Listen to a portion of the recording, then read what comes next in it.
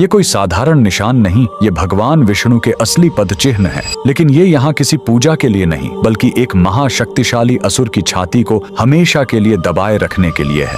यह कहानी है असुर गयासुर की।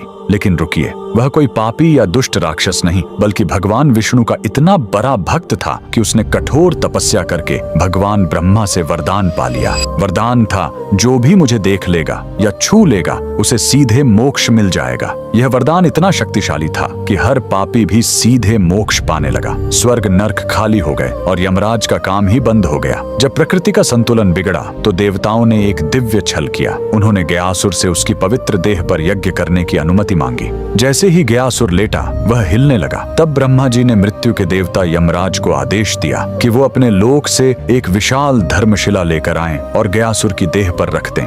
लेकिन गयासुर फिर भी हिलता रहा।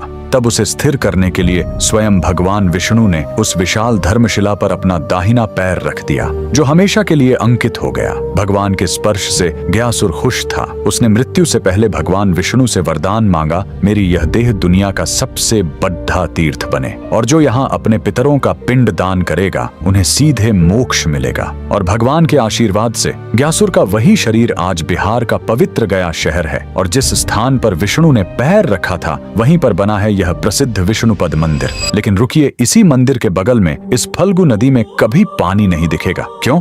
कहते हैं, जब भगवान राम और लक्ष्मण अपने पिता के पिंड दान की सामग्री लेने गए थे, तब राजा दशरथ की आत्मा स्वयं प्रकट हो गई और उन्होंने माता सीता से ही पिंड दान मांग लिया। तब सीता जी ने फल्गु नदी की रेत से ही पिंड बनाए। उनके हाथों में रेत भी अन्न के पिंड के बराबर हो गए और फल्गु नदी एक गाय और एक ब्राह्मण को गवाह बनाया। लेकिन जब राम जी लौटे तो उन्हें इस बात पर विश्वास नहीं हुआ कि बिना सामग्री के पिंड दान कैसे हो सकता है, और राम के अविश्वास को देखकर तीनों गवाह डर गए और झूठ बोल गए। तब क्रोधित होकर सीता जी ने तीनों को श्राप दे दिया और फल्गु नदी को श्राप मिला कि तुम हमेशा सतह के नीचे ही बहोगी। कमेंट में जय श्री विष्णु जरूर लिखें।